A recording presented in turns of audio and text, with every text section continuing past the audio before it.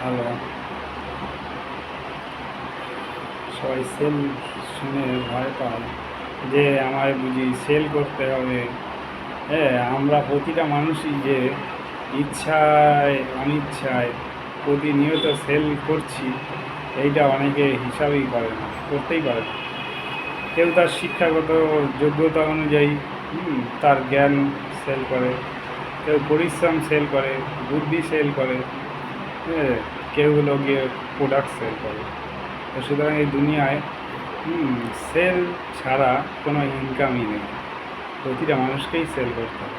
সুতরাং সেল করতে হবে, এটা ভেবে ভয় পাওয়ার কোনো কারণ নেই। আর আমরা শুধু সেল করি না, সঙ্গে মার্কেটিংও করি।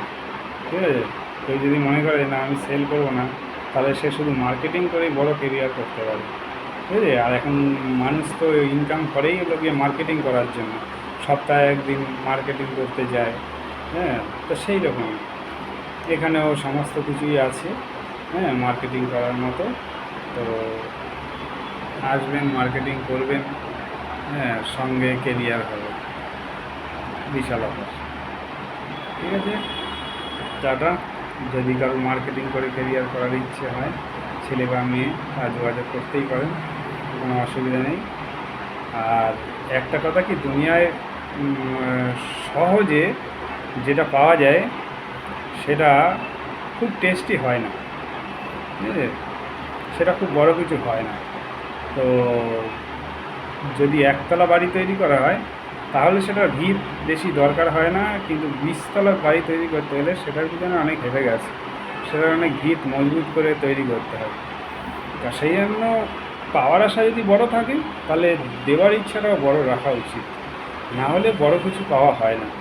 ঠিক আছে, ওই যাদের ইচ্ছে অনেক কিছু পাওয়ার কিন্তু দেওয়ার ইচ্ছে নেই, হ্যাঁ, তাদের জন্য চাকরি বা সাধারণ কাজ, সাধারণ জীবনযাপন, ওটাই ঠিক আছে। আর যদি মনে হয় যে না, আমার জন্য এটা নয়, হ্যাঁ, আমি এর চেয়েও বড় কিছু পাওয়ার যোগ্য, তাহলে বড় হেডেক অবশ্যই নিতে হবে।